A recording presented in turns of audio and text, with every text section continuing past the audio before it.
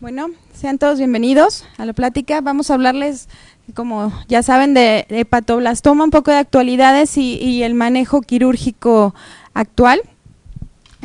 Nuestros compañeros ponentes, el doctor Iván Bautista, que se encuentra en el Hospital Infantil Teletón de Querétaro, en el Servicio de Cirugía Oncológica, y el doctor Jorge Cortés Sousa, que también se encuentra en el Servicio de Cirugía Oncológica del Hospital Infantil de México, Federico Gómez. Gracias.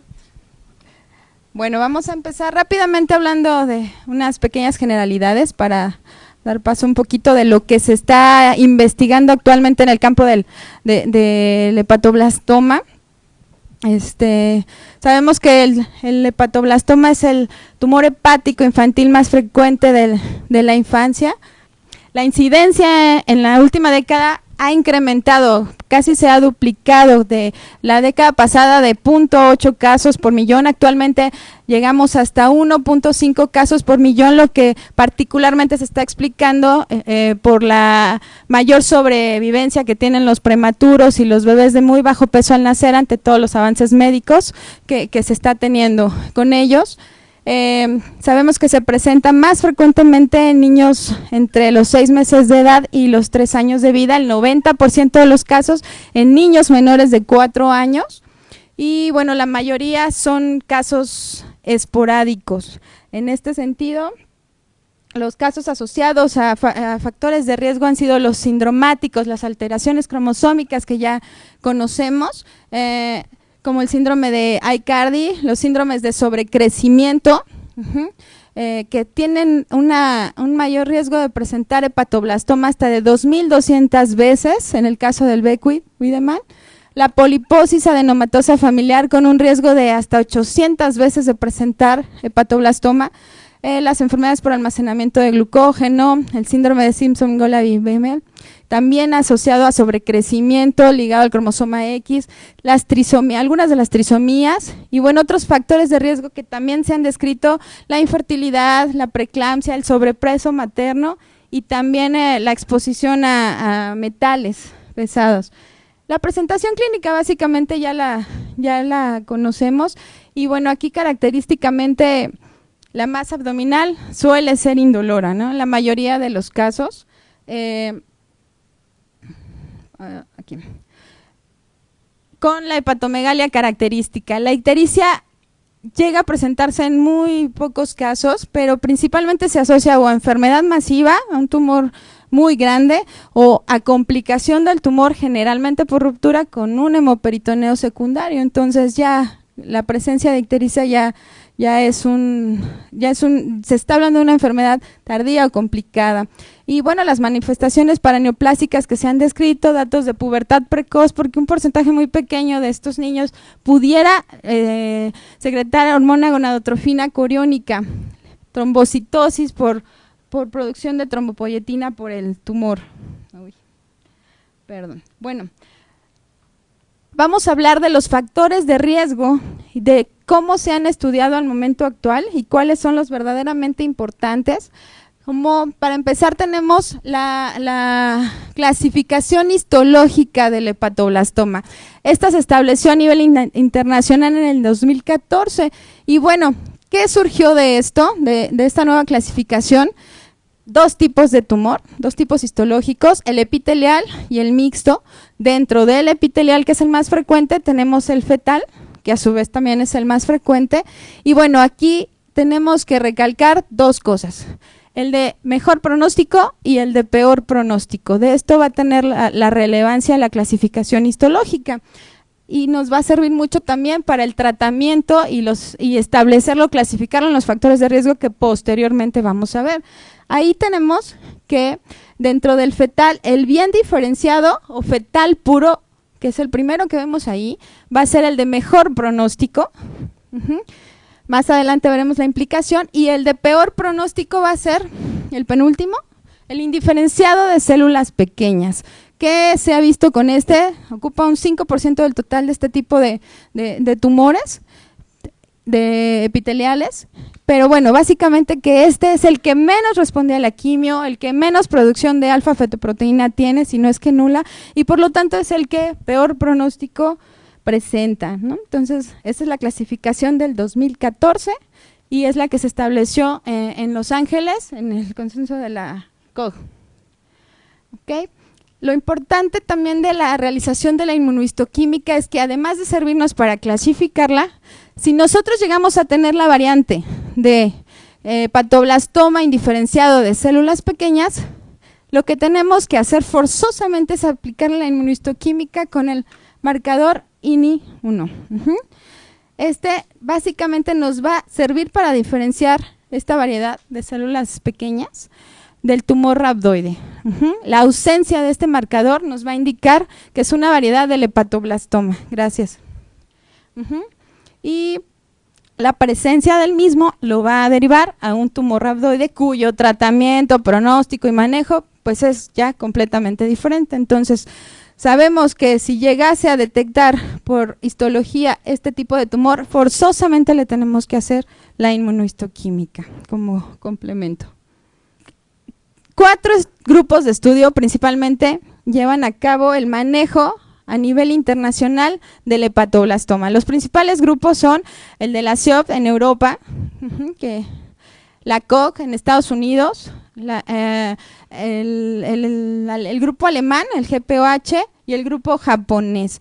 Entonces, cada uno por su parte ha aplicado sus protocolos, los ha realizado y finalmente sus resultados no han sido estadísticamente significativos por el bajo número de pacientes que llega a tener. De ahí que surja la necesidad de hacer una colaboración internacional de estudio de tumores hepáticos, que se llama el CHIC, en su variedad HC de hepatoblastoma, porque finalmente ellos ven todos los tumores hepáticos malignos. En este caso, anteriormente se estratificaba grupos de riesgo por cada uno de estos grupos, en donde observamos que el grupo americano, el de la COG, establecía grupos de muy bajo riesgo, intermedio y alto riesgo. En este sentido, el grupo de la CIOPEL solamente tenía 2 grupos, estableciendo el PRETEX prácticamente desde un inicio de sus protocolos, pues bueno, desde el CIOPEL 2, y bueno, finalmente lo establecían en bajo riesgo o riesgo estándar y alto riesgo, de acuerdo a la presencia de estas características. PRETEX 4 en el caso del alto, valores de alfa-fetoproteína de menos de 100, la presencia del hepatoblastoma de células pequeñas indiferenciado. Entonces, finalmente son características que prácticamente los 2 grupos comparten, pero bueno, vemos que hay diferencias entre ambos grupos en la forma en que lo habían estado clasificando como factores de riesgo. Lo mismo sucedía con el manejo del hepatoblastoma, tanto quirúrgico como el manejo médico con quimioterapia. ¿Qué pasaba entre los grupos? El grupo americano y también el grupo japonés abogaban por operar a los niños de inicio en aquellos PRETEX 1 y hasta 2, en el caso del grupo japonés solo hasta 1, ¿okay? Y a partir de ahí veían la administración de quimioterapia, sin quimioterapia en el caso del grupo americano, en los casos de histología puramente fetal, que era la importancia que comentábamos de hacer bien esta distinción y clasificación histológica. En el resto de casos daban quimioterapia adyuvante, ¿ok? El grupo de la CIOPEL y el grupo alemán, ellos siempre recomendaron la biopsia de inicio con quimioterapia neoadyuvante y posterior resección. Entonces, vemos una diferencia importante en el manejo, en el abordaje de este tipo de tumores, de acuerdo a los 4 grupos clásicos de estudio. Aquí tenemos un panorama general de cómo existen las diferencias, por ejemplo, en el manejo con quimioterapia. Por ejemplo, existen 3 protocolos de quimioterapia establecidos, dependiendo del grupo, para el riesgo intermedio o riesgo estándar. Vemos que el grupo americano utiliza 4 medicamentos de 2 a 4 ciclos. Vemos la CIOPEL utiliza monoterapia con cisplatino, 4 ciclos. Vemos que el grupo alemán utiliza, en el caso de riesgo estándar, cisplatino, doxorubicina, 2 a 3 ciclos. Como vemos, existen diferencias importantes. No hay un consenso ni en los esquemas de terapia, de quimioterapia, ni en los ciclos que se deben dar antes de quién es el paciente indicado para la resección inicial, quién no. Existen varias dudas. Por lo tanto, a partir del 2012, en la reunión de la COG en Los Ángeles, estos 4 grupos se juntaron.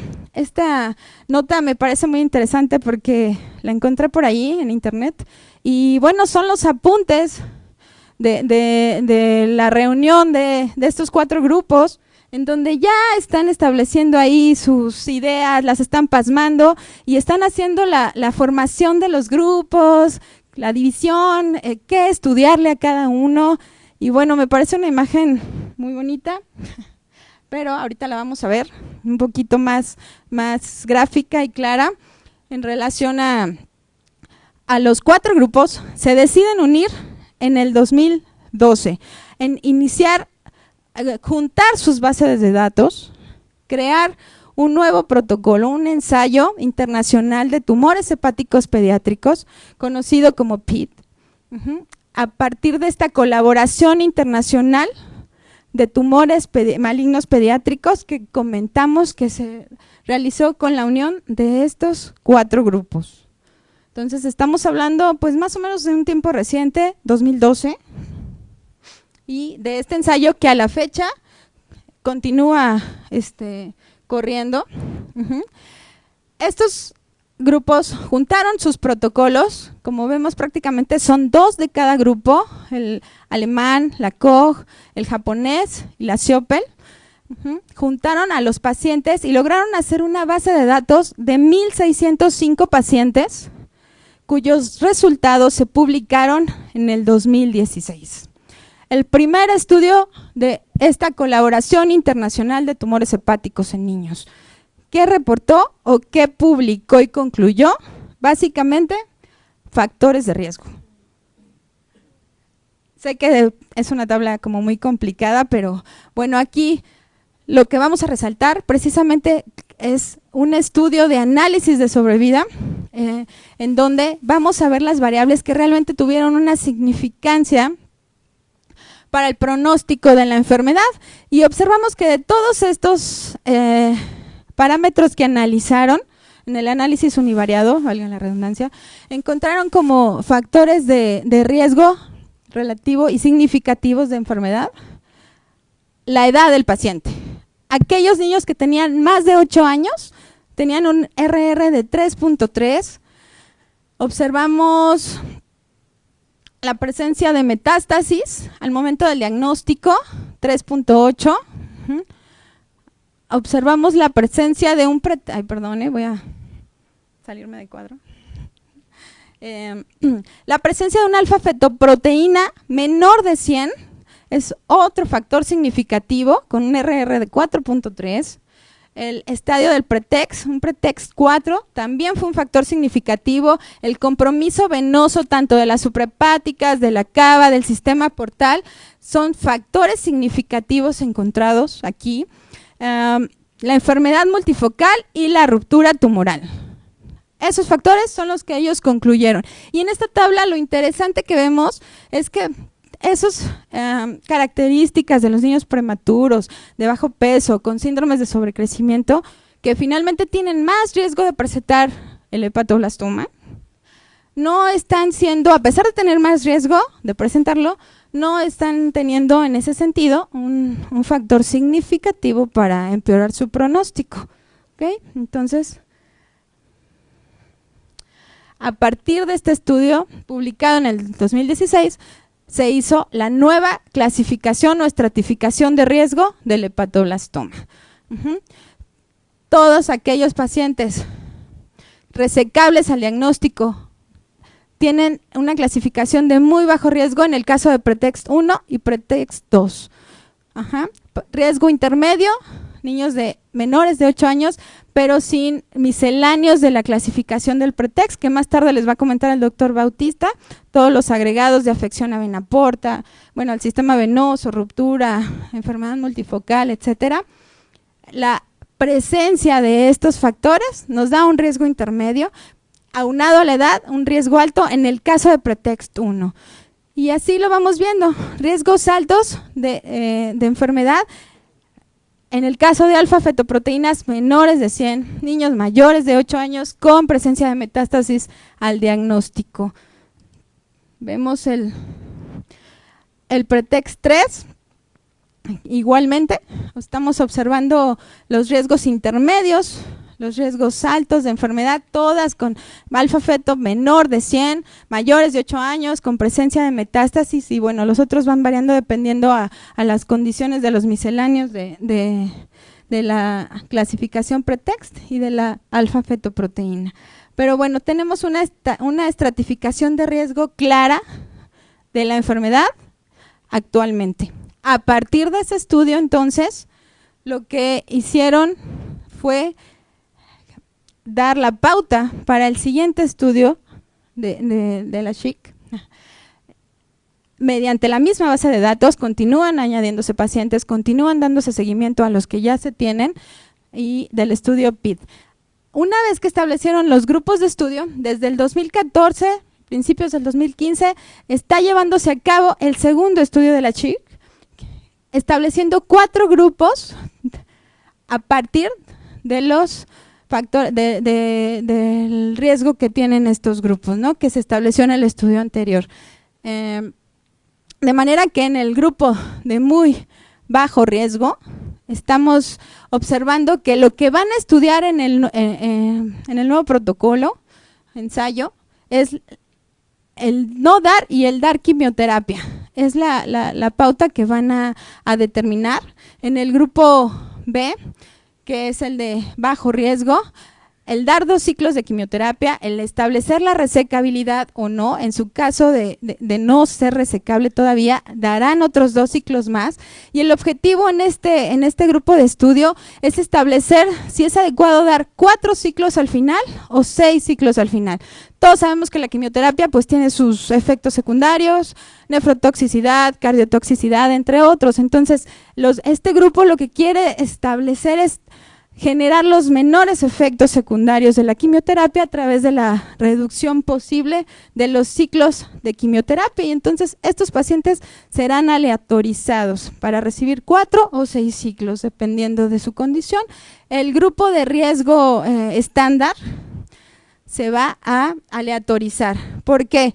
Como vimos en la tablita que les puse, que cada grupo tiene su esquema de quimioterapia, finalmente lo que han obtenido de los estudios que han realizado cada grupo en relación a sus esquemas es que todos tienen una sobrevida parecida. Entonces, al menos por ahí no hay forma de decir vamos a seguir el esquema de la COG, vamos a seguir el esquema de la CIOPEL. Porque todos, el resultado final es una sobrevida sin diferencia significativa. De manera que el plan de este nuevo estudio es aleatorizar a los pacientes entre los 3 diferentes ciclos que actualmente están autorizados para llevarse a cabo en estos niños, ¿no?, para darlos. Entonces, es en el grupo de riesgo estándar. Y en el grupo de riesgo alto, ¿qué es lo que quieren saber? Basados en el estudio de la CIOPEL 4, en donde hay una intensificación de la quimio en aquellos pacientes con metástasis pulmonares que no se han negativizado con la quimioterapia neoadyuvante, quieren hacer o estudiar esta intensificación ya de manera metódica. Entonces van a hacer estos grupos y también los van a aleatorizar.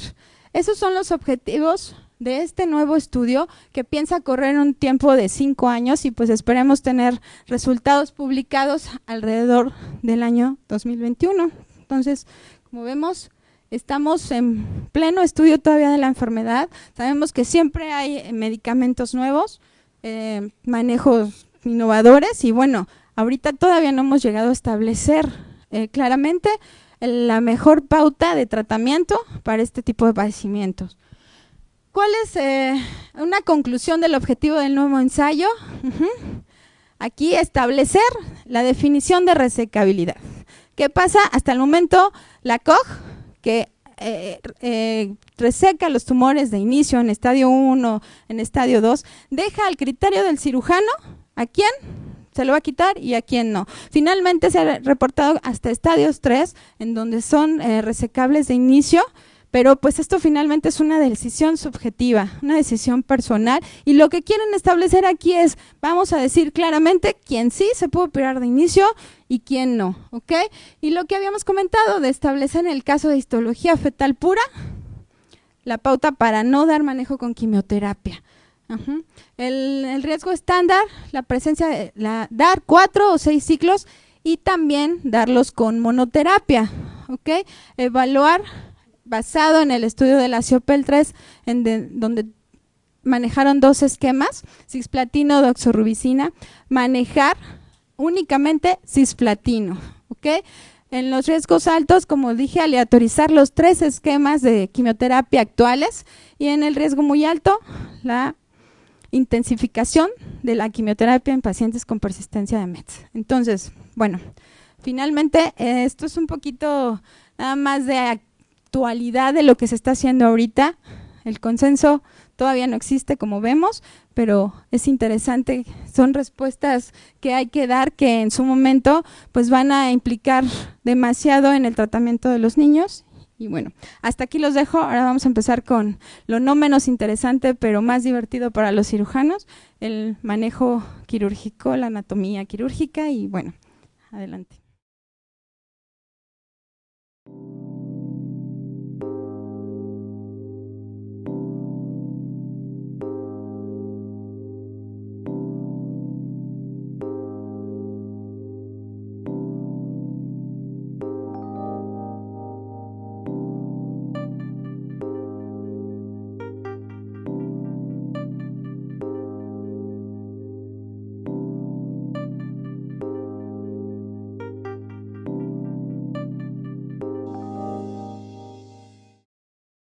Agradezco al Comité Científico de la Sociedad la invitación, es un gusto y un honor poder estar aquí al frente con mucha gente que tuve la oportunidad de coincidir durante mi formación como pediatra, después durante mi formación como cirujano pediatra, y finalmente enloquecí un poco y decidí hacer cirugía oncológica pediátrica, alguien podría decir una de las ramas un poco más complejas, pero creo yo, desde mi punto de vista, pues apasionantes de la cirugía pediátrica, ¿no? Entonces aquí tengo a colegas que fuimos compañeros residentes, yo era residente chiquito, Juan Domingo era residente grande, Jorge nos guardaba a todo mundo, y veo grandes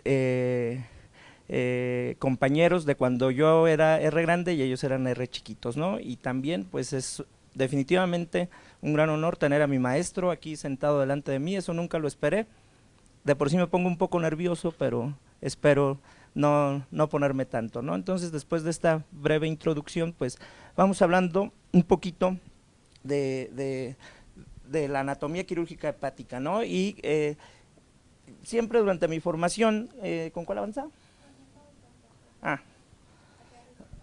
Durante mi formación como residente de cirugía pediátrica y de cirugía oncológica pediátrica, nos decían que si no conocíamos la historia, pues no podíamos entender lo que éramos, ¿no? Y cada día que pasa y que me involucro más en el manejo de la patología oncológica quirúrgica, me doy cuenta de eso, ¿no? Entonces vamos empezando muy rápido.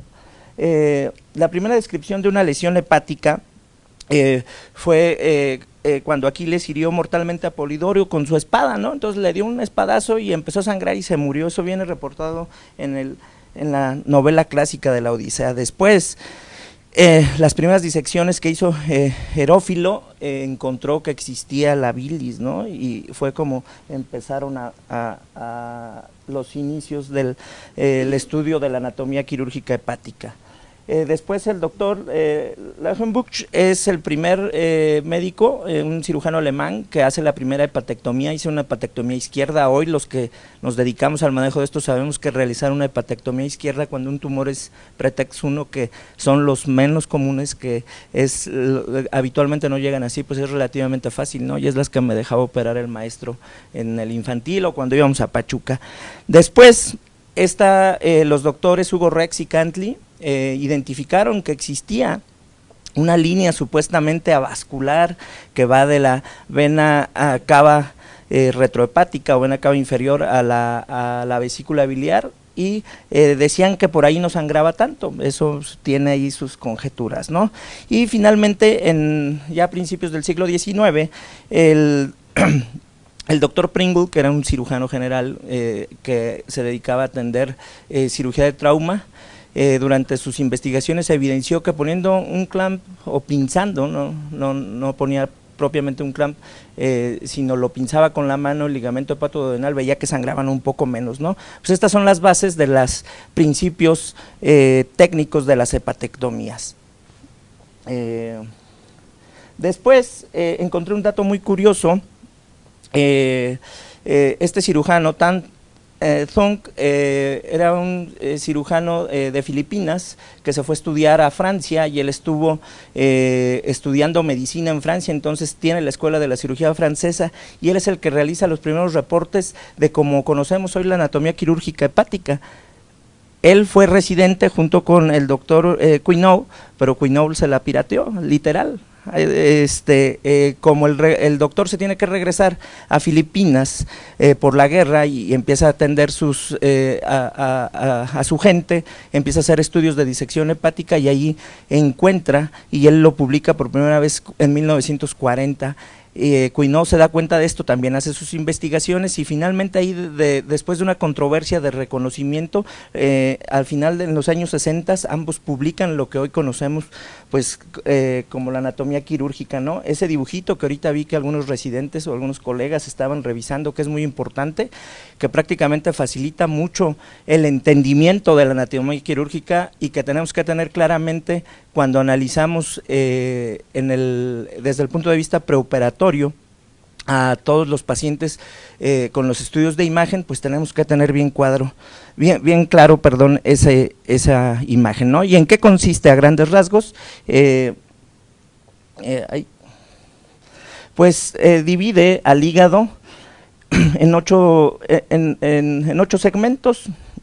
Más adelante nos vamos a ir enfocando un poquito más y lo vamos a clasificar, porque esta división es parte fundamental para conocer el pretexto, ¿no? Entonces, como todos sabemos, pues tenemos la vena cava, y hay variantes anatómicas, pero prácticamente la gran mayoría de todos los casos tenemos una vena hepática izquierda, una media y una derecha, ¿no? Entonces hasta el 60% pueden confluir la izquierda y la derecha en un tronquito y después llegar a la vena cava. O también puede haber variantes anatómicas, ¿no? Que en ocasiones nos encontramos, podemos tener una vena hepática derecha accesoria, o a veces una vena hepática media duplicada, y pues seguimos los segmentos de la vena porta para que van a dar una rama a cada uno de estos segmentos, ¿no? Y bueno, ¿qué era lo que pasaba? Hasta aproximadamente el año 95-2000 no había un consenso generalizado de cómo llamarle a la cirugía hepática, ¿no? Entonces decían hemihepatectomías, lobectomías, segmentectomías, y había un gran problema en el lenguaje que manejábamos, ¿no? Entonces, en el año 2000, la Sociedad Internacional de Cirugía Hepática, Pancreática y Biliar se juntan en Suecia y sacan esta clasificación que se llama de Brisbane, y ahí se unifican todos los criterios. Entonces tenemos que conocer esta clasificación para poder tener o poder hablar el mismo idioma entre cirujanos, ¿no? No, esto no es exclusivo de cirujanos oncólogos pediatras, es de cirujanos pediatras, ¿no? Entonces, de acuerdo a los segmentos de Quinault, se determinó que para hacer una lobectomía derecha, pues teníamos que quitar el segmento 8, 5, 6 y 7. Si hacíamos una lobectomía izquierda, teníamos que quitar el segmento 4, 3 y 2 de Quinault, y siempre tomando en cuenta que la división entre el lóbulo derecho y el lóbulo izquierdo del hígado pues era a través de la línea de Cantley. También se pueden hacer resecciones anatómicas del lóbulo derecho de la parte anterior, y es decir, quitamos el segmento 8, o podemos quitar los segmentos laterales, que pueden ser el 6 y el 7. En ocasiones también se puede hacer resecciones del lado izquierdo, puede ser solo el 4 o en muy raras ocasiones el 2 y el 3.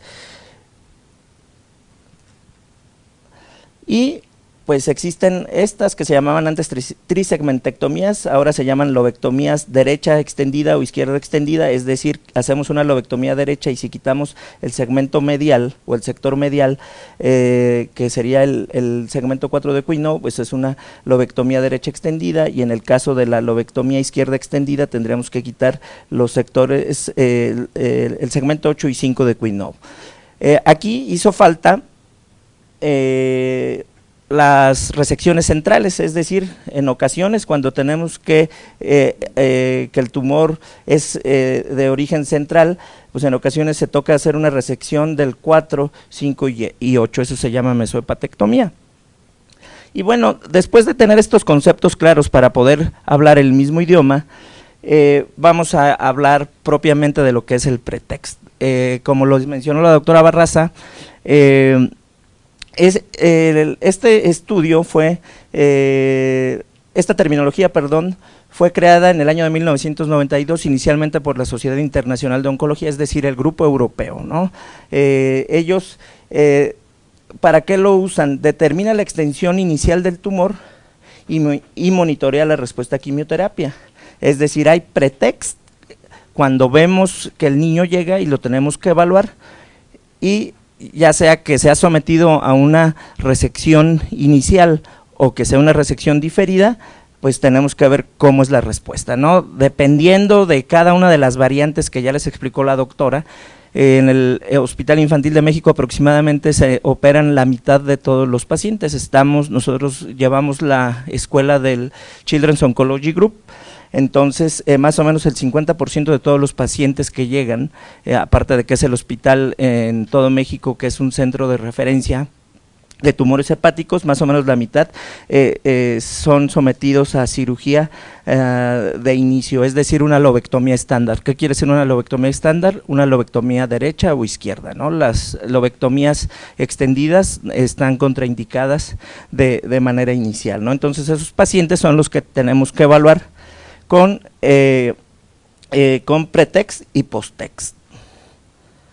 Y bueno, ¿qué es cómo lo definieron ellos, ¿no? Entonces el pretext 1, que son los tumores que más raro, es decir, solo afectan un sector.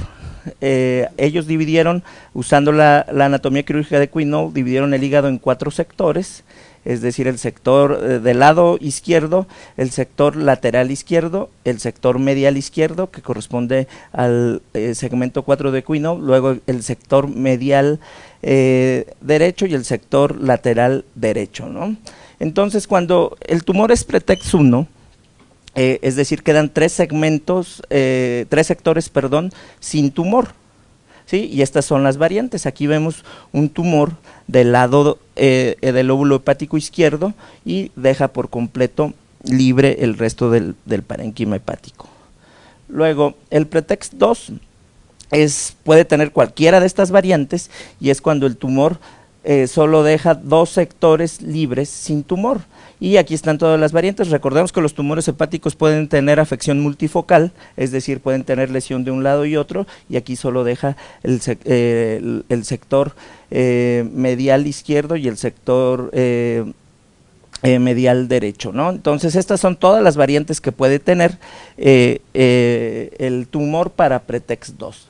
Luego, para pretext 3, es cuando solo el tumor deja un solo sector libre de tumor, y cualquiera de estos pueden ser sus variantes. Aquí vemos la imagen. Esto es muy importante conocerlo porque habitualmente, de acuerdo a la epidemiología que tenemos en México, de acuerdo a los estudios de imagen que hacemos, la gran mayoría de estos tumores llegan pueden llegar en esta situación, pero como lo comentó Alfa, dentro de todo este manejo o de todos estos grupos colaborativos que se han dedicado a ver qué es lo que se tiene que hacer con un tumor hepático, después de el manejo inicial que tenemos que hacer es primero un ultrasonido, aquí no se los puse porque todo el mundo lo sabemos, para corroborar que el tumor venga de ahí, y después hay una infinidad de estudios, ¿no? Pero el estudio ideal y al cual todos tenemos acceso, es una tomografía. Pero hay que tener mucho cuidado, no solo es una tomografía, tiene que ser una tomografía que tiene ciertas características, es decir, una tomografía que veamos el tórax y que veamos la pelvis, y tiene que ser simple y contrastada, es decir, tiene que ser angiotac con fase venosa tardía, porque si no, no alcanzamos a ver algunos trombos, sobre todo en la porta, y fase arterial, ¿no? Entonces, si no la pedimos así, no podemos tener, desde aquí empiezan los errores, y como decía el maestro PL, porque así le digo yo, o maestro, en la consulta, los errores y las catástrofes están cuando obviamos los detalles finos, ¿no? Entonces hay que ver y analizar y corroborar que el estudio esté perfectamente bien realizado, ¿no? Y nos sirve también para para corroborar si tiene enfermedad metastásica a distancia. Y finalmente los pretext 4, ¿no? Que son tumores que no dejan ningún sector libre. Aproximadamente el 10 al 15% de todos los tumores hepáticos pueden llegar así. ¿Y qué es lo que se hace? Revisamos la tomografía y al momento de tomar la biopsia, que la podemos tomar por laparoscopía, se puede tomar, dependiendo de qué pretext es, se puede tomar guiada por ultrasonido, o en ocasiones se puede tomar a cielo abierto, cuando queda la duda de cómo es, ¿no? Entonces, como dijo Alfa, en ocasiones por imagen el tumor no es resecable, pero lo metemos y, oh, gran sorpresa, no es tan aparatoso como parecía, y se puede hacer una lobectomía estándar, ¿no? Es decir, derecha o izquierda. Entonces, ¿qué es lo que pasa? Automáticamente estos pacientes deben de ir a trasplante hepático. Todo el pretext 4 es indicación de trasplante hepático. Pero, pues si no tenemos hígados para las atresias de vías biliares, que es lo más común, pues imagínense si hay hígados para un hepatoblastoma. Entonces estos pacientes van a quimioterapia, y la gran mayoría de las veces de pretext 4 se hacen post-text 3, y entonces se puede hacer una lobectomía, ya sea izquierda o derecha, extendida. Y bueno, este último grupo que les mencionó la doctora Barraza acaba de sacar esta actualización. Se reunieron en el 2017 y acaban de publicar los adicionales de cada una de las letras que se tienen que valorar durante el pretext, y la primera es la P, y significa que hay trombo en la porta, ¿sí? Y el trombo puede ser que oblitere parcialmente toda la porta común, o una de sus ramas, ¿sí? O que lo oblitere a la mitad, ¿sí? Entonces hay que tener mucho cuidado al momento de pedir la valoración por el estudio de imagen. Si no lleva una fase venosa tardía, si no la podemos así en la porta, no nos vamos a dar cuenta y podemos tener graves problemas durante la cirugía. Luego, la B. La B significa afección de las venas hepáticas o de la vena cava inferior, y aquí hay algunas cosas. La obliteración se define como un tumor que comprime la luz y que no es visible, es decir, está aplastando la vena cava, o puede haber un trombo tumoral que ocluye entre el 50 y o los 180 grados de la luz de una de las ramas de la vena hepática. Sí, y el trombo tumoral se define como cualquier trombo dentro de una vena hepática del primer orden o en la vena cava inferior, y aquí vemos en la imagen como lo especifica, ¿no? Un trombo que se extiende de la rama derecha de la vena hepática y cómo va bajando, ¿sí? Y aquí se ve en la vena cava, ¿no? Entonces es un trombo bastante extenso. Más o menos, a grandes rasgos, si ustedes se ponen a investigar, el porcentaje de pacientes que llega con trombo hacia la vena cava o hacia el atrio puede ser variable entre 4 o 5%, ¿no? Y al atrio, perdón, hasta en un 1%. Luego, la E significa enfermedad extrahepática, y es decir que el tumor invade otros tejidos.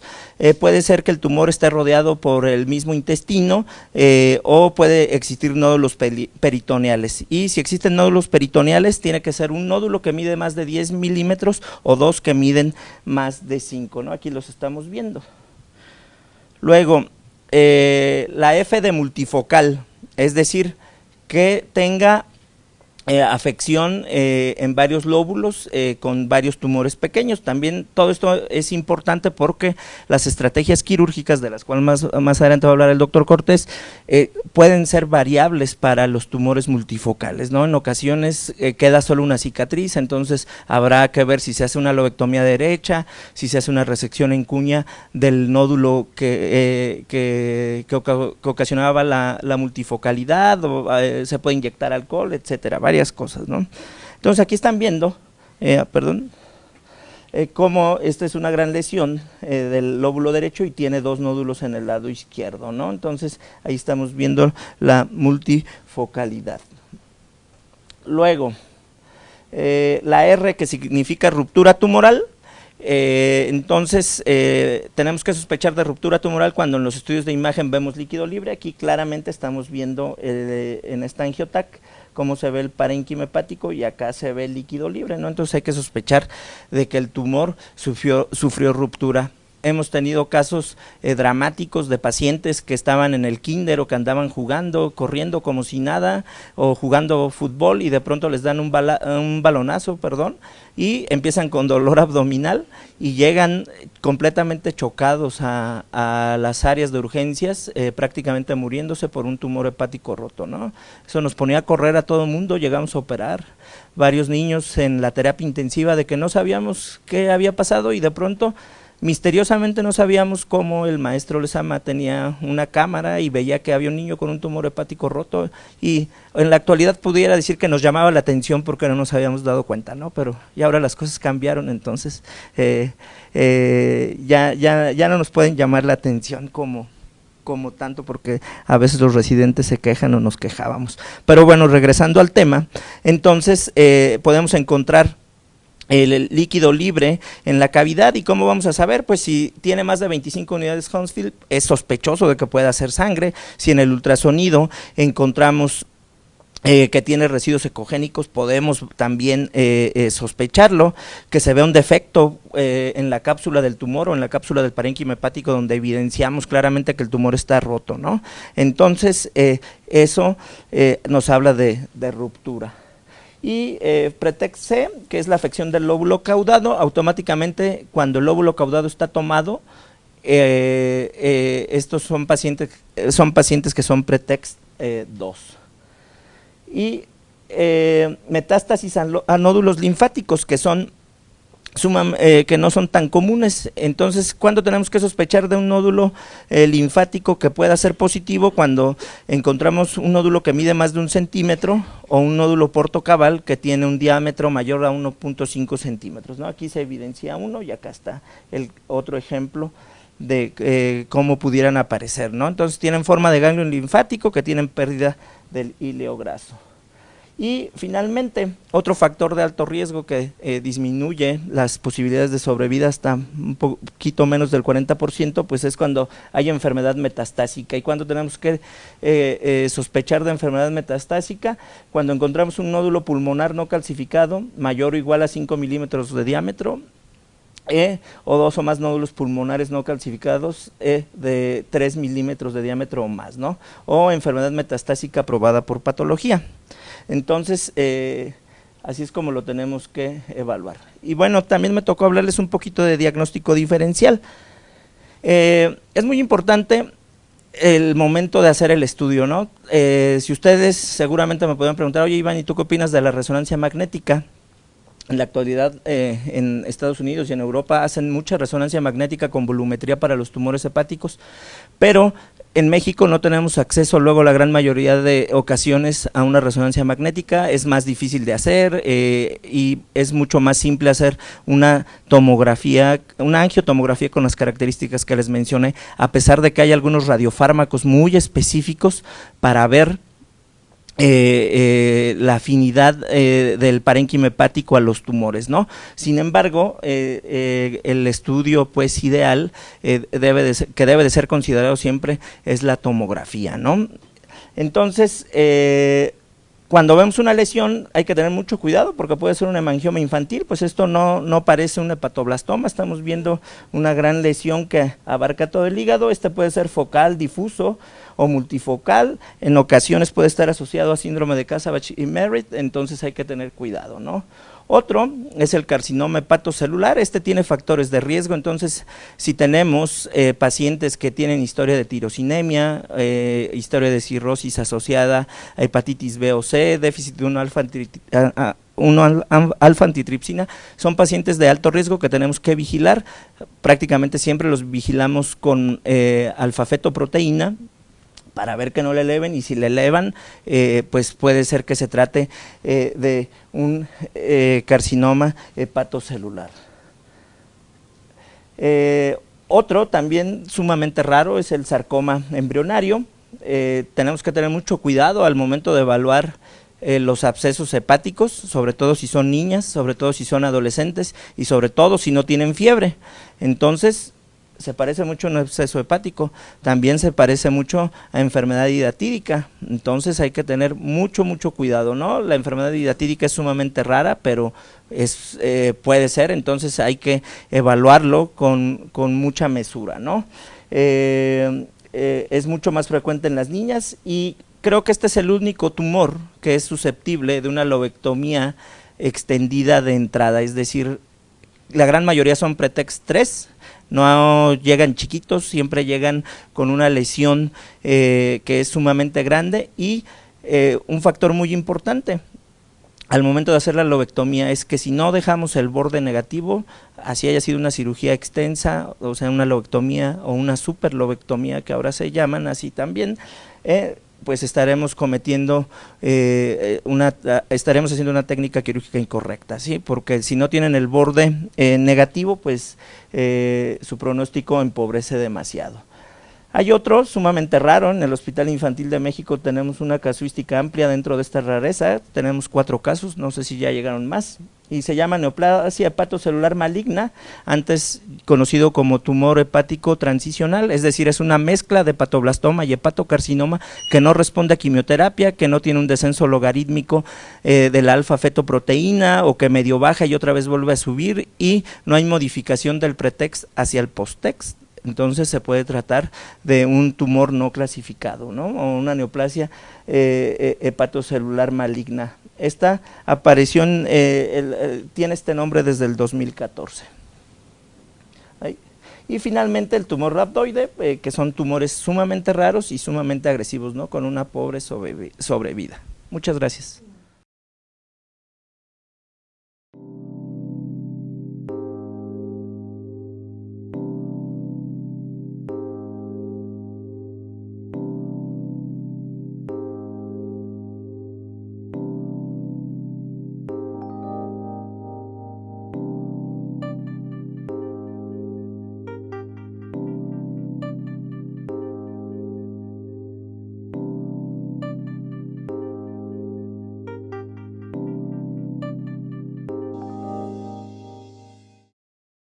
Yo soy el doctor Jorge Cortés, soy adscrito al Servicio de Cirugía Oncológica del Hospital Infantil de México.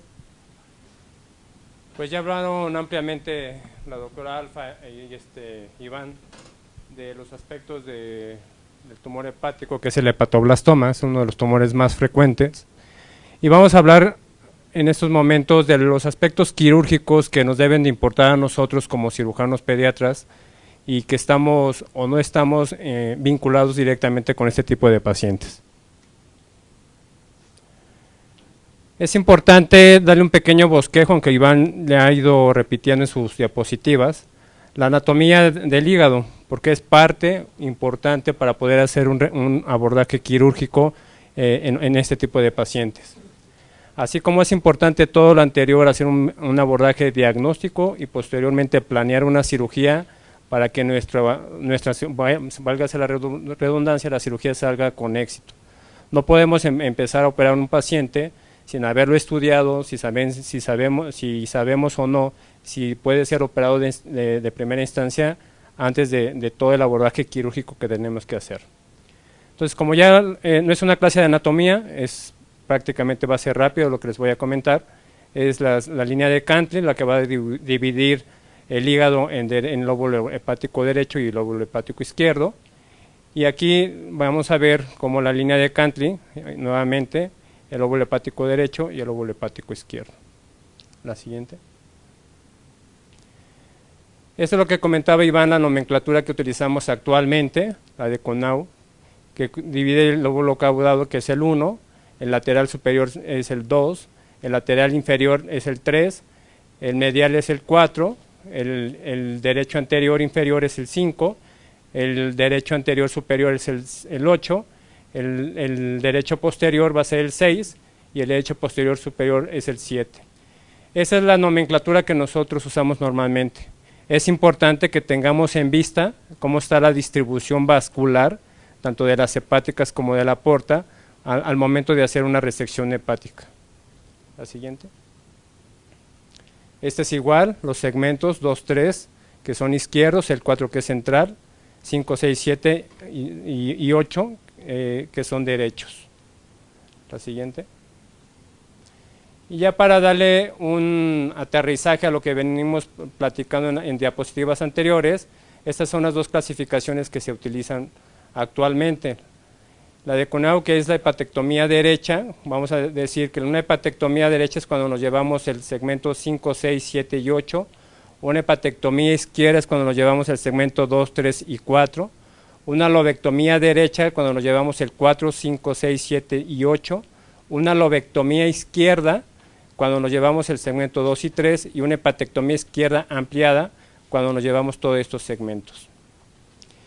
Y la otra nomenclatura es lo mismo, nada más que ellos lo refieren como lobectomía derecha y se refieren a los mismos segmentos, lobectomía izquierda y se refieren a los mismos segmentos, lobectomía derecha ampliada refiriéndose a los mismos segmentos, y la segmentectomía lateral izquierda, igual que CONAU, y la lobectomía izquierda ampliada es la misma que esta.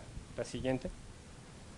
Es importante tomar en cuenta la irrigación para la disección del hígado, del hilo hepático, y para la disección en el momento de hacer la transección hepática, ya que es importante, si no tomamos en cuenta y empezamos a cortar el hígado, podemos llevarnos, aunque hayamos disecado bien el hígado, nos podemos llevar la hepática media o la hepática izquierda, dependiendo de la lobectomía que estemos realizando.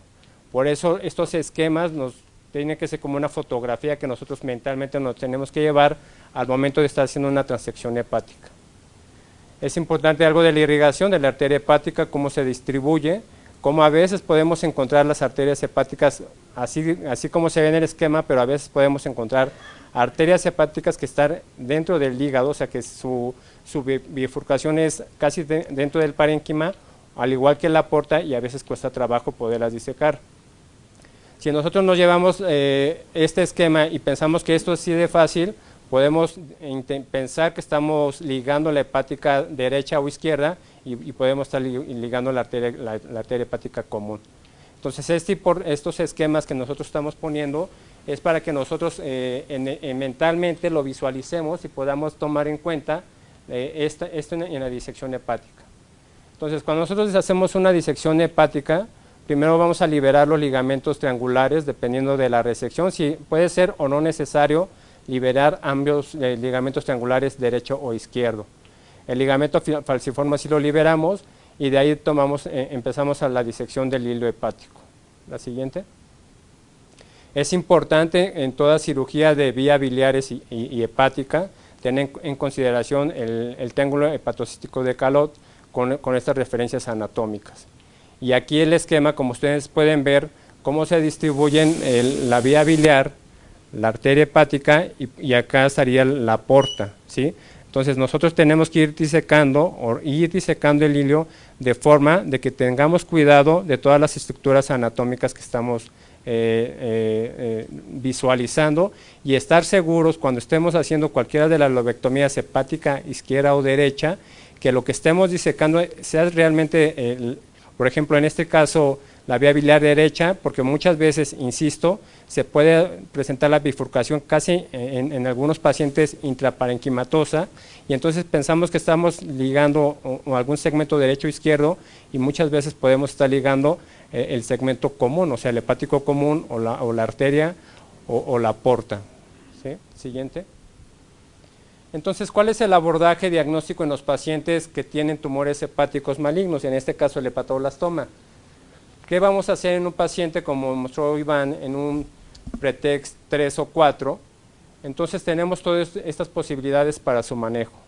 Si es un paciente que no puede ser operado de inicio, se va a hacer una biopsia percutánea, puede ser guiada por ultrasonido o puede ser una biopsia guiada por laparoscopía.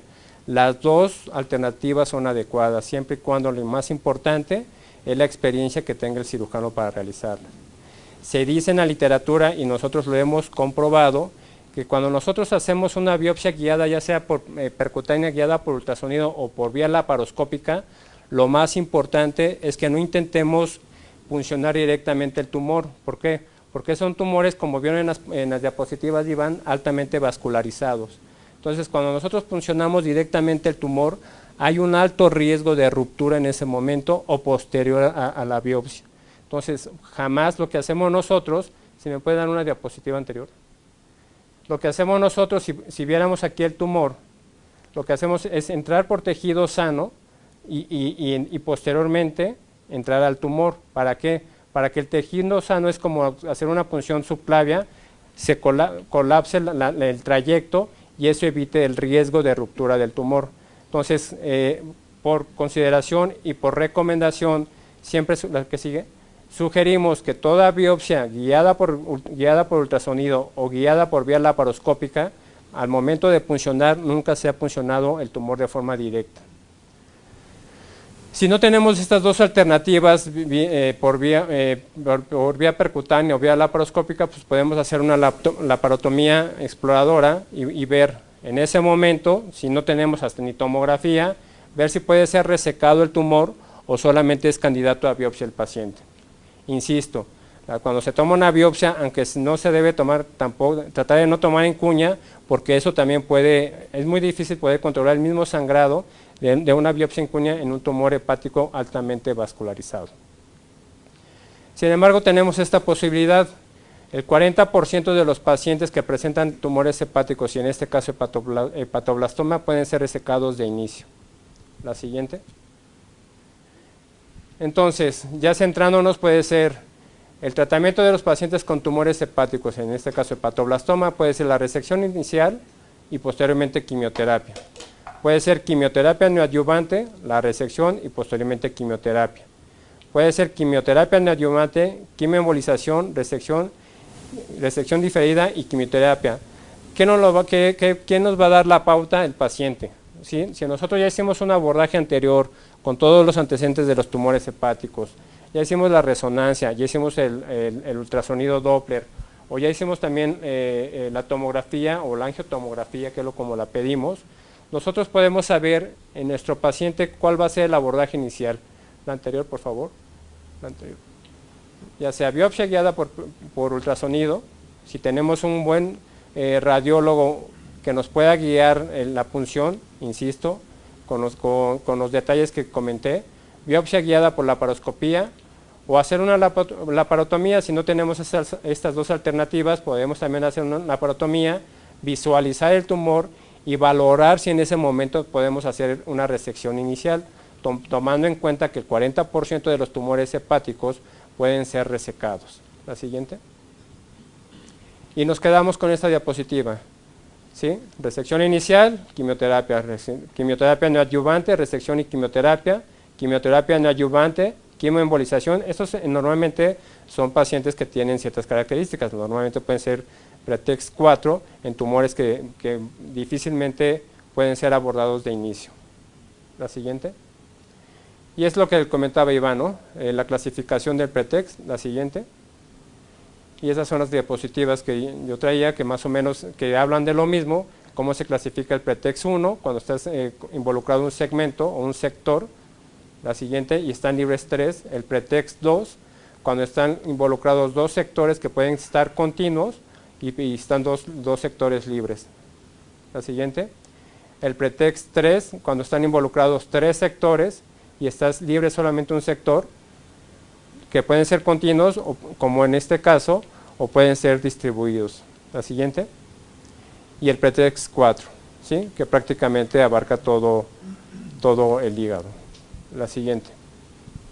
Y eso es lo que les había comentado Iván. En la clasificación del pretext aparte se agregan si hay involucro de enfermedad extrahepática abdominal, si está localizado o está multifocal, si hay presencia de ganglios o no, si hay metástasis, si hay hemorragia o ruptura, si hay presencia de trombo en la vena, en la cava o en la porta, y nada más. La siguiente. Bien, la siguiente. Entonces, dentro de los esquemas de importancia, aparte de los segmentos del hígado, es importante que nosotros, como les decía, cuando hacemos cirugías hepáticas, cuando hacemos resecciones, tengamos en cuenta mucho este esquema. ¿Por qué? Porque es la distribución de la circulación. ¿Sí? Aquí están las hepáticas, la derecha, la izquierda y la media, y la porta cómo se distribuye. Si nosotros vamos a hacer una lobectomía derecha o izquierda y no tomamos en consideración estas venas, esta distribución anatómica de la circulación, durante la transección hepática nos las podemos llevar y ser inadvertido y entonces comprometer la circulación. La siguiente. Estos son los segmentos, ya los habíamos comentado anteriormente. La siguiente.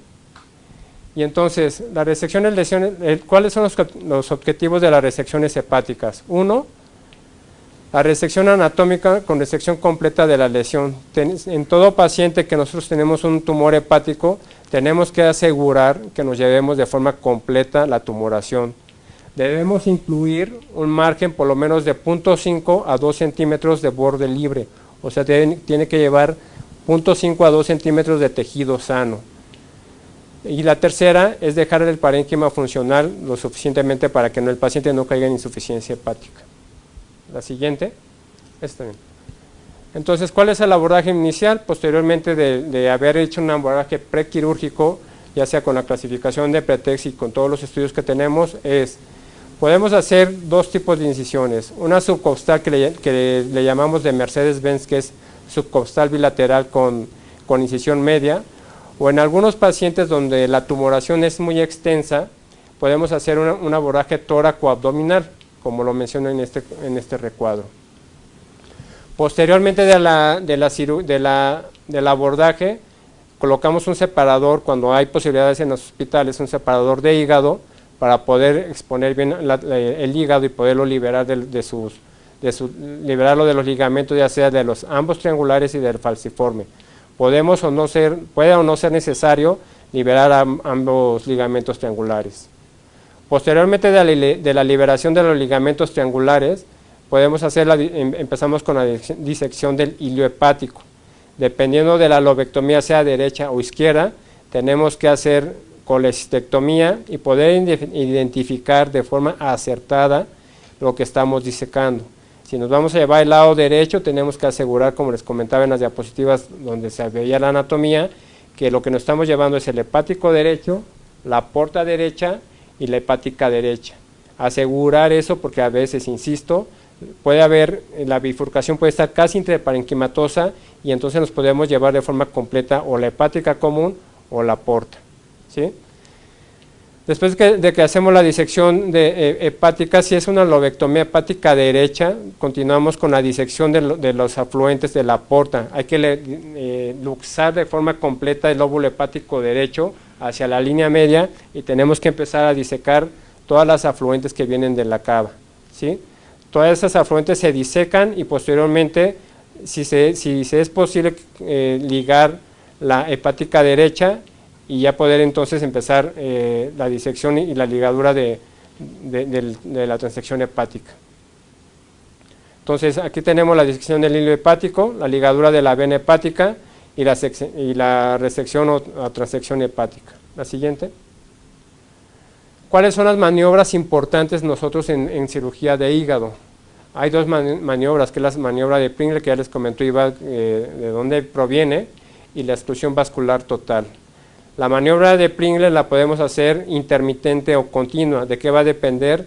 De las características del paciente y de las características del tumor, y otra cosa muy importante, de la habilidad y de la experiencia que tenga uno en cirugía hepática. Porque no es lo mismo que nos vayamos con cierto tiempo a hacer una cirugía en 45 minutos para que no haya daño hepático. ¿Sí? Entonces puede hacer una maniobra de Pringle intermitente, cada 10 minutos se pinza y se despinza 5 minutos, o dejar una maniobra de Pringle continua por 45 minutos y es cuando hacemos una exclusión vascular total. La exclusión vascular total, entonces, involucra la maniobra de Pringle, el pinzamiento de la hepática y de la cava. La siguiente. Esta sería la exclusión vascular total. Hacemos maniobra de Pringle, estamos pinzando la cava y estamos pinzando las hepáticas, ¿sí? Entonces ahí tenemos 45 minutos para poder resecar de forma adecuada o rápida la tumoración hepática una vez que ya tenemos todo controlado vascularmente, ¿sí? Esta maniobra no siempre la usamos, pero en tumoraciones muy extensas donde hay alto riesgo o que no podemos tardarnos mucho, podemos utilizar la exclusión vascular total de esta forma. La siguiente. Y esta es la maniobra de Pringle que todos conocen, se pinza, nosotros a veces no pinzamos de esta forma porque las estructuras anatómicas de los pacientes, nosotros pediátricos, son muy lábiles y las podemos lastimar con un clamp. Lo que hacemos la mayoría de las veces es que lazamos un Penrose circulando los doble vez y con eso lo traccionamos y con eso la maniobra de Pringle se hace de forma adecuada. Esta es una diapositiva, obviamente de adulto, pero nosotros normalmente lo hacemos con Penrose y ocasionalmente utilizamos clamps. La siguiente. Entonces, aquí están los esquemas de las lobectomías que se realizan, lobectomía de derecha. Estos son los segmentos que están involucrados, 4, 5, 6 y 7 y 8. Lobectomía izquierda, los segmentos 2 y 3 y a veces se lleva el 4. La lobectomía lateral izquierda, el 2 y el 3. La resección en segmentos que pueden ser de esta forma y la resección del segmento 4B, ¿sí? La siguiente. Estas son unas fotos quirúrgicas que pueden ver cómo está la disección de la arteria hepática. Todo lo vamos refiriendo con sedas. Cuando estamos seguros de lo que vamos a ligar muchas veces, o cuando no estamos seguros de lo que de que es la hepática izquierda o derecha, lo que hacemos colocamos Vesiloop o ligas para poder identificar de forma adecuada, y una vez que estamos seguros que lo que vamos a ligar es lo que corresponde al segmento o a la lobectomía que vamos a resecar, entonces empezamos ligando los vasos. La siguiente. Esta es la tumoración, aquí se está llevando hacia la derecha, y esto es lo que está señalado con el clamp, es la porta. La siguiente. ¿Sí? Entonces podemos utilizar ligas para referir todo lo que estamos disecando y estar seguros que lo que estamos haciendo o lo que vamos a ligar es lo adecuado. La siguiente. Aquí colocamos la porta, a veces pueden ser vasos muy grandes cuando son adolescentes. La siguiente. Y entonces lo que hacemos a veces es pinzarlos y ponerles un surgete continuo con problema vascular. ¿Cuáles son las alternativas para la transección hepática? Actualmente puede ser bisturí armónico, puede ser LigaSure, o puede ser, nosotros seguimos utilizando la ligoclasia, que es ir transeccionando el hígado y ligando con sedas en ambos extremos. Solamente y utilizamos el armónico cuando ligamos, aún así ligamos de lado a lado las sedas, y en el centro pasamos el bisturí armónico, y con eso tenemos mayor control del sangrado. Realmente con esto sangra poco los pacientes, pero aún así continuamos utilizando las sedas de ambos extremos. Es importante que durante la resección nos podemos encontrar las hepáticas y tener mucho cuidado de no lesionarlas, o las estructuras o la vía biliar también viene aquí en el centro conforme vamos resecando el parénquima, y entonces podemos localizarnos tanto las hepáticas como la vía biliar. Entonces podemos estar ligando lo que se va a quedar, y entonces es cuando tenemos problemas. La siguiente. ¿Cuáles son las complicaciones más frecuentes en cirugía hepática? Realmente es una cirugía muy vascular. Es una cirugía donde lo que normalmente ligamos son vasos, obviamente la vía biliar no es vascular, pero ligamos el hilo hepático, ligamos la arteria, la porta. Cuando es lobectomía derecha, ligamos todas las afluentes de la cava. Tiene que quedar totalmente limpia, porque si no en la manipulación se puede presentar un desgarro inadvertido y puede ser una catástrofe que se desgarre la cava en ese momento. y tenemos que tener mucho cuidado en la ligadura y ligamos las hepáticas, ya sea izquierda, derecha y media, dependiendo de la lobectomía hepática que vamos a realizar. Entonces, ¿cuáles son las complicaciones? Lesiones de venas hepáticas, insisto, es una cirugía muy vascular. Ligadura o lesión de la arteria hepática de forma total. Cuando esto ocurre debe ser reparada. Se dice en la literatura que cuando hay una lesión de la arteria hepática, esta debe ser reparada en su totalidad. Y obviamente la lesión de la vía biliar, podemos tener una lesión advertida o posterior inadvertida, que no nos damos cuenta. Lo que sugerimos a veces es que posterior a la cirugía, que hayamos resecado la tumoración, colocamos gasas para ver si manchan con bilis y que tuviéramos una fuga y que podamos repararla en ese momento.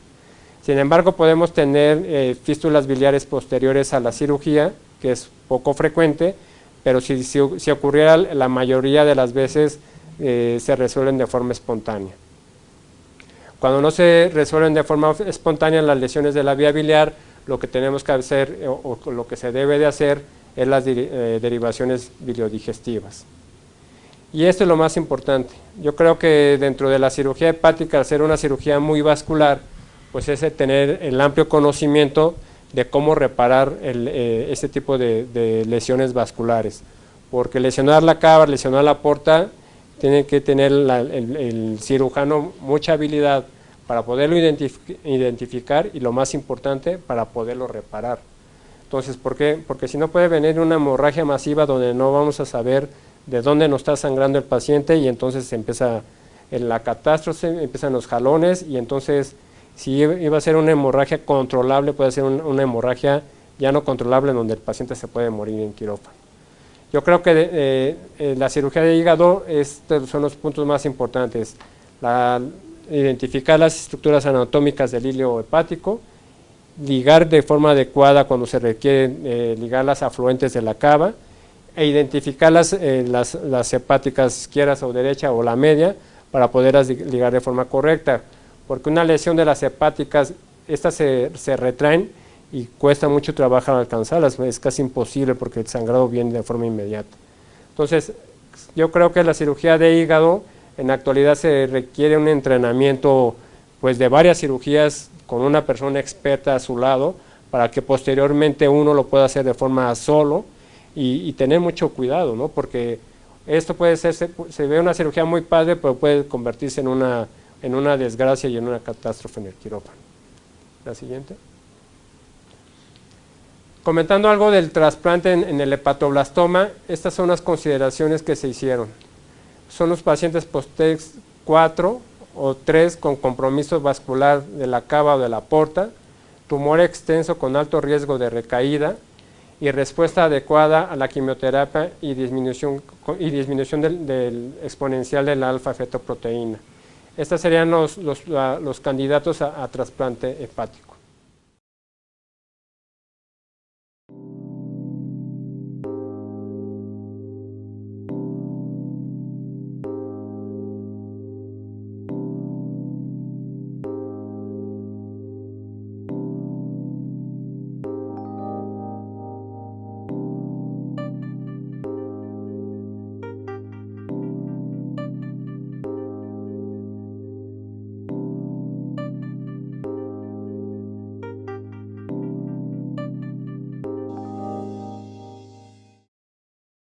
Algo de la experiencia de la cirugía hepática en las instituciones que presentamos.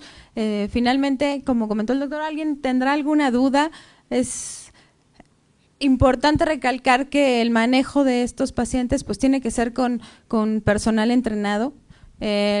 Definitivamente la sobrevida empeora cuando se tiene que hacer una cirugía secundaria por recaída de la enfermedad.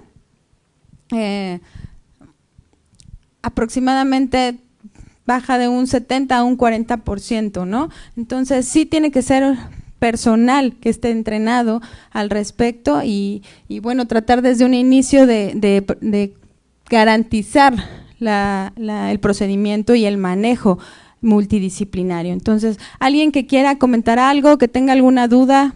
Sí, doctor. Yo tengo unos comentarios. Sí. de las dudas.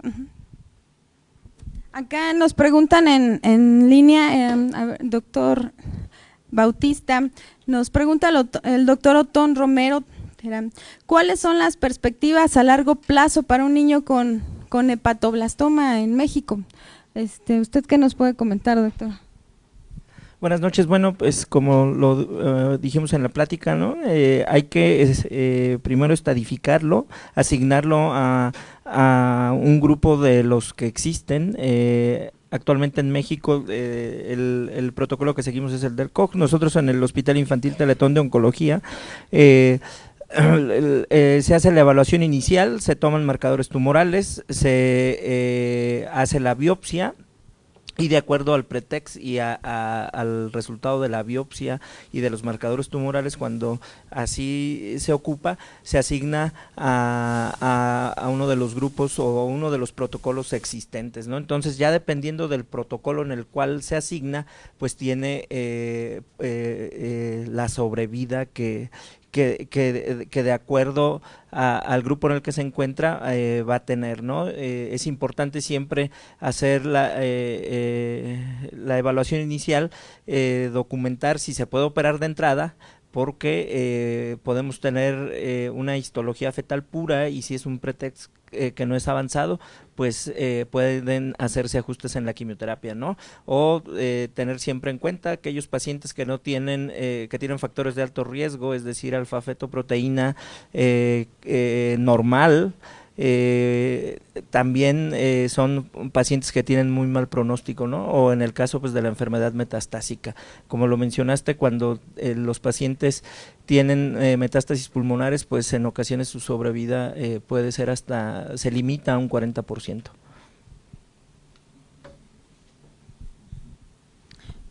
Gracias, doctor. Doctor Lezama, si quiere enriquecernos con sus comentarios. Sí, bueno, tengo varios. La primera es la realidad mexicana, ¿no? El estudio internacional multicéntrico del FIT, de la colaboración CHIC, está muy interesante, pero hay que ver cómo estamos en México, ¿no?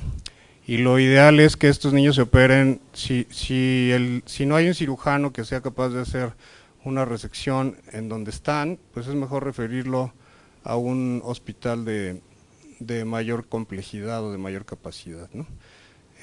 Hay veces que tenemos pacientes que nos llegan después de que al oncólogo le dice el cirujano de un hospital X, dale más quimio, dale más quimio, dale más quimio, dale más quimio, y hay pacientes que nos llegan con un año de quimioterapia. Con un año de quimioterapia hemos tenido pacientes que desgraciadamente se han curado el hepatoblastoma, pero han hecho un síndrome mielodisplásico, una leucemia mieloide post-tratamiento. Eso es terrible.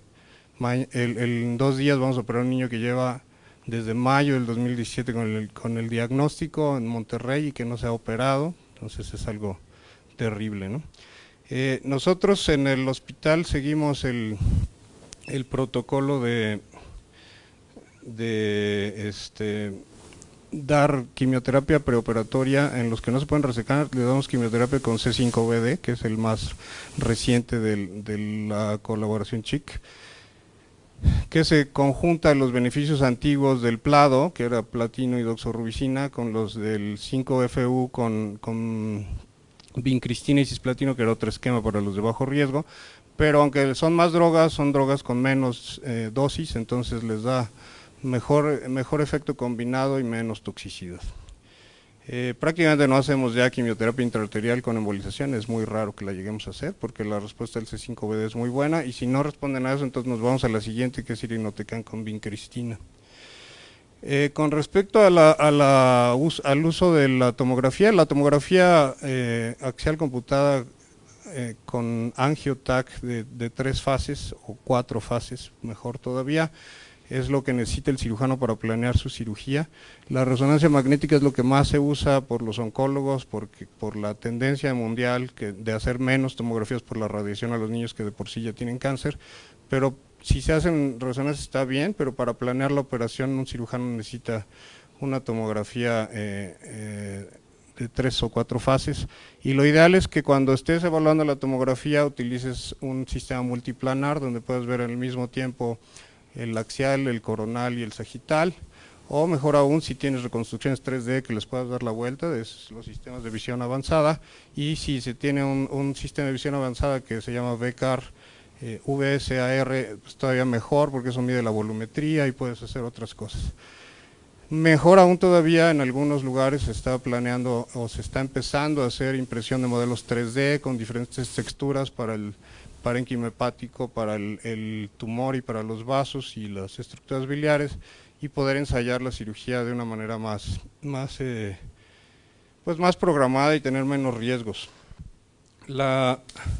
Una de las partes del protocolo FIT es usar para la medición de respuesta una escala que se llama RESIST, que quiere decir criterios de respuesta al tratamiento en tumores sólidos. Los criterios de disminución de 50% del volumen difícilmente se alcanzan en los hepatoblastomas, pero aún así se vuelven resecables o más manejables. Y eso es importante compararlo con la volumetría, que prácticamente todos los sistemas de tomografía computada helicoidal lo pueden medir ahora, ¿no? De los diagnósticos diferenciales, los sarcomas tienen apariencia quística, pero no son quísticos, son un tumor que tiene un contenido mixoide con alto contenido de líquido, por eso se ven así, pero no son líquidos. Y otro diagnóstico que no se manejó aquí, pero es muy importante tomar en cuenta, sobre todo cuando los niños ya son escolares, porque a los 5 años es el primer pico del hepatocarcinoma y todavía no salen de la edad del hepatoblastoma, entonces ese es un diagnóstico diferencial muy importante. Antes que meterse a operar, es muy importante saber todo lo que se ha dicho aquí, pero hay que tener una comunicación plena con el anestesiólogo.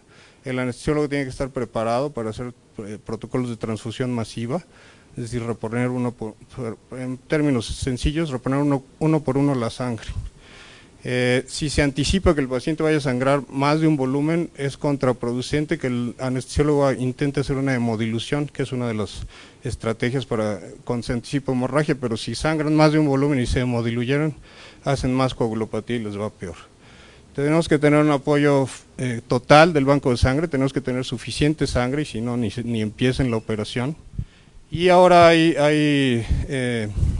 cuando tenemos hemorragia masiva, tenemos opción de usar productos sintéticos como es el Octapro, ¿no? Que eso disminuye los volúmenes de hemoderivados que se pueden usar. Y fundamental también es contar con una terapia intensiva calificada, porque es posible que el paciente salga en condiciones muy críticas. Lo ideal es que no, pero puede ser. Cuando estamos haciendo la cirugía tenemos que tener muy en mente las variantes anatómicas, tanto arteriales como biliares. Las arteriales pueden verse en la angiotac, en la fase arterial, y si el sistema de su tomógrafo les puede hacer reconstrucciones 3D del árbol arterial, pues mejor aún.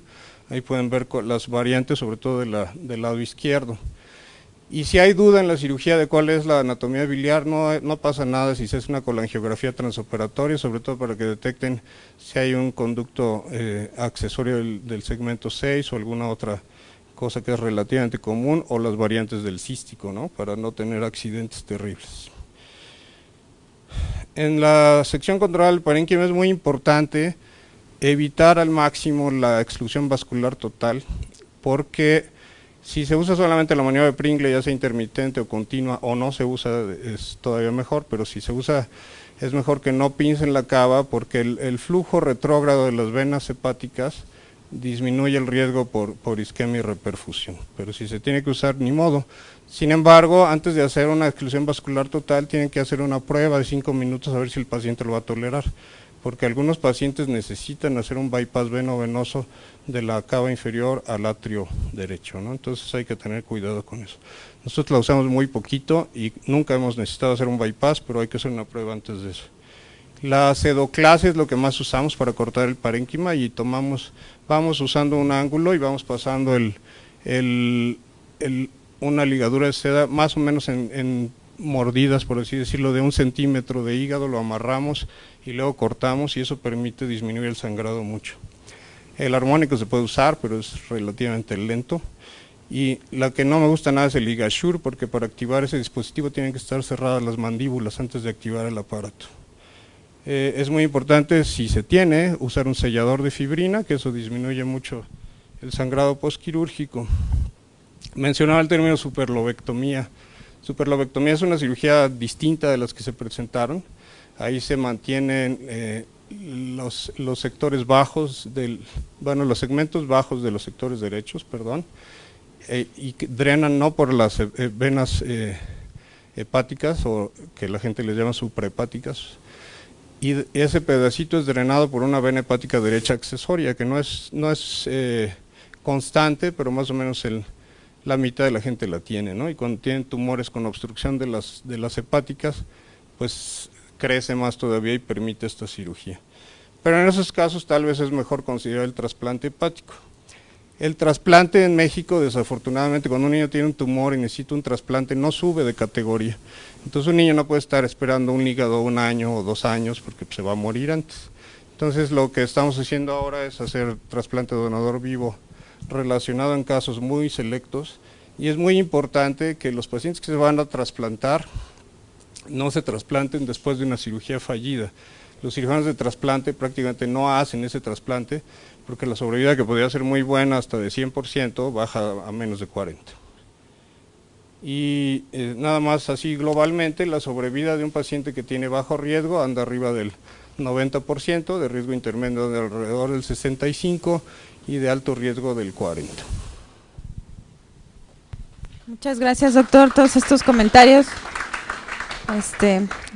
La gran experiencia del doctor. Nos hacen una pregunta de, ¿se utiliza la circulación extracorpórea y en qué casos? Doctor Cortés, ¿nos podría ayudar con esa pregunta? Pues yo creo que en el caso que se podría utilizar la circulación extracorpórea sería cuando el paciente tiene trombo en la aurícula y que se va a meter a bomba, y que en ese mismo tiempo se va a hacer la lobectomía o hepatectomía y se abre corazón para sacar el trombo en ese momento. Entonces en esas situaciones que son bajas, o sea, es ocasional. Yo creo que en el tiempo que llevo en el infantil he visto dos con circulación extracorpórea, en donde entra cardiovascular, entramos los dos equipos, se hace la lobectomía y se entra a corazón y se quita el trombo. Sí, doctor Juan Domingo. De Puebla, Lorenzo Pozos pregunta si en el infantil de México se han trasplantado, y si sí, ¿cuántos pacientes se han trasplantado como diagnóstico de hepatoblastoma? De que yo recuerdo, en el infantil se han trasplantado, si no me recuerdo, dos pacientes con hepatoblastoma en la actualidad. ¿Alguno de ellos ha sido de esta estrategia que platicaba Pablo de donador vivo relacionado? Se han trasplantado 6 pacientes con diversos tumores, ¿no? El más frecuente es hepatoblastoma, y sí son con donador vivo relacionado casi todos. Solamente uno es de donador cadavérico. Gracias. Nos comentan también si las escuelas mexicanas de oncología, cirugía oncológica en pediatría, manejan protocolos en común. Ya nos comentaba el doctor Cortés, también el doctor Iván Bautista, el protocolo que suelen utilizar en el Hospital Infantil de México, que es el de la COG. En el Hospital de Pediatría se ha venido usando el CIOPEL. Y actualmente estamos tratando de pasar un poco a la COG, pero el que habitualmente empleábamos es el CIOPEL. Finalmente, mucho de ello depende de la experiencia del cirujano, y finalmente eso, la experiencia que tenga en la resección completa con bordes, con márgenes libres, pues es lo que va a determinar sobre todo el pronóstico. Entonces, ambas escuelas son factibles de llevar a cabo siempre y cuando se realicen bajo los protocolos. ¿Alguien más que...? ¿Sí, doctor Juan Domingo? Yo quiero preguntar, a lo mejor es una pregunta espinosa, pero para el cirujano pediatra general, sobre todo los que estamos en provincia, para el cirujano pediatra general, sobre todo los que estamos en provincia, pues nos queda claro de que no te vas a meter tú a quitar un tumor, ¿verdad? El paciente tiene que llegar a un hospital donde exista un servicio de oncología pediátrica bien formado, con buenos patólogos, con buenos oncólogos pediatras y todos los servicios de apoyo, y buenos cirujanos oncológicos pediátricos. La pregunta es, ¿En qué centros en México se tiene todo eso? O sea, nos queda claro, en el Infantil de México se tiene, contigo en Centro Médico Nacional se tiene, en el Instituto Nacional de Pediatría, pero en el resto del país, en Guadalajara, en el Civil de Guadalajara, pero en el resto del país, ¿en dónde es que sí se tiene toda la infraestructura? Bueno, la infraestructura de las personas y los procesos correctos para... Bueno, contestando un poco, Juan Domingo, nosotros en Querétaro, en el Hospital Infantil de Teletón de Oncología, aprovecho el comercial, vayan, conózcanlo, no se dejen llevar por lo que dicen, pues tenemos prácticamente todo, ¿no? Habemos cirujanos oncólogos pediatras certificados, hay un excelente equipo de terapia intensiva egresado del Hospital Infantil de México, híbrido también con el Instituto Nacional de Pediatría, tenemos patólogos, tenemos biología molecular, tenemos genética, un grupo muy sólido de oncólogos pediatras del Instituto Nacional de Pediatría y pues todas las subespecialidades pediátricas, es decir, es el ideal, ¿no? Somos un hospital pequeño, pero reconocemos y sabemos pues ahora sí que quiénes son los que hacen el parteaguas de la cirugía oncológica pediátrica en México, ¿no? Que en este momento pues lleva a la cabeza el Hospital Infantil de México.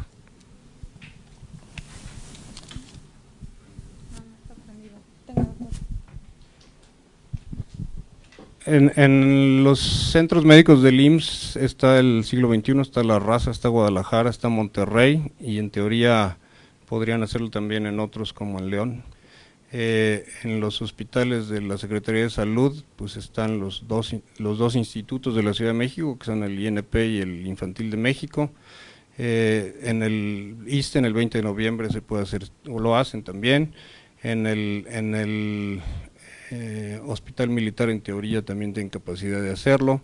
En el Civil de Guadalajara ya lo mencionó Juan Domingo Porras.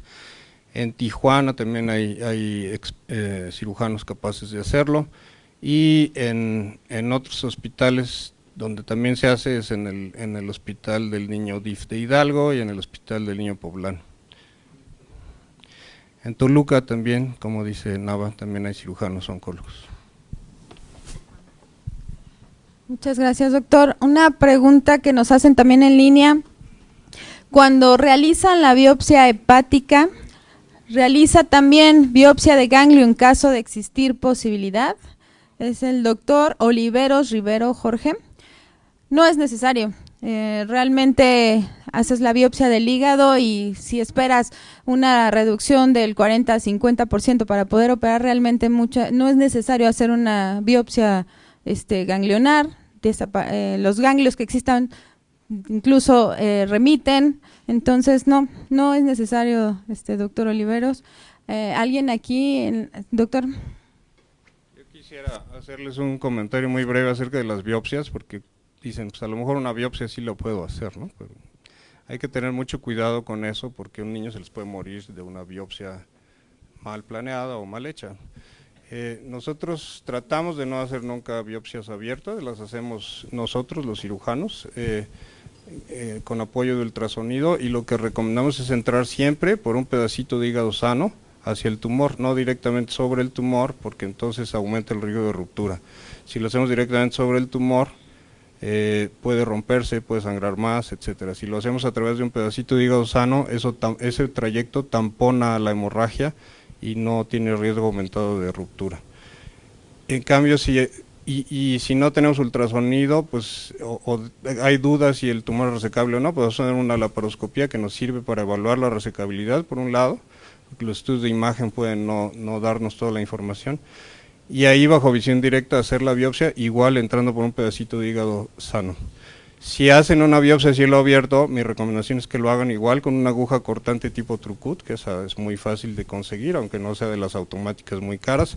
Una aguja Trucut es fácil de conseguir y hacerlo igual entrando por un pedacito de hígado sano. Si ustedes hacen una biopsia incisional sobre un tumor, les puede sangrar y sangrar y sangrar y sangrar y no lo cuentan. Sí, así como es también muy importante la vigilancia posquirúrgica de estos niños, ¿no? Que se les realiza la biopsia porque durante la guardia se pueden chocar, ¿no? Por un procedimiento de este tipo. Entonces, nos comentan también que en Morelia también lo hacen, la doctora María Goretti Cabrera Tobar. ¿Qué ve otra pregunta? Pues creo que ya terminamos. ¿Alguien aquí con algún comentario extra, por último? ¿O pregunta? ¿Existe alguna iniciativa ya en marcha o futura, o en el futuro inmediato, de crear un registro nacional de niños con tumores hepáticos en México? ¿O ya hay? El doctor, no sí, tengo idea, no sé. también en este sentido, el doctor. Hay en teoría un registro nacional de todos los tumores sólidos, no nada más de los hepáticos. No tenemos un registro centralizado de los centros por diversas cosas, esencialmente porque usa recursos, pero es una muy buena idea hacer eso.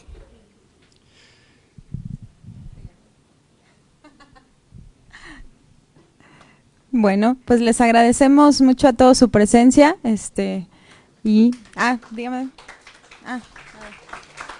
Doctor Lezama, muchas gracias también por todos sus comentarios, por habernos apoyado. Gracias. Gracias, Pablo, gracias, muchachos. Y bien, pues ya para terminar y cerrar nuestra sesión, le quiero dar las gracias y darle un reconocimiento a la doctora Alfa Guadalupe Barraza Tinajero por su presencia y por su coordinación de la sesión. Muchas gracias, doctora. Démosle un aplauso, por favor. Al doctor Jorge Cortés Sauza, también, excelente participación, doctor. Y al joven Iván Bautista Hernández, también excelente participación. Gracias, amigo. Bien, en diciembre la sesión es la sesión de fin de año, donde hacemos el brindis. No va a ser en este auditorio, va a ser en un lugar especial. Les avisamos con tiempo para que se anoten de que asistirán, porque eso nos ayuda para ver el número de asistentes y cuántos lugares tenemos que tener listos para recibirlos.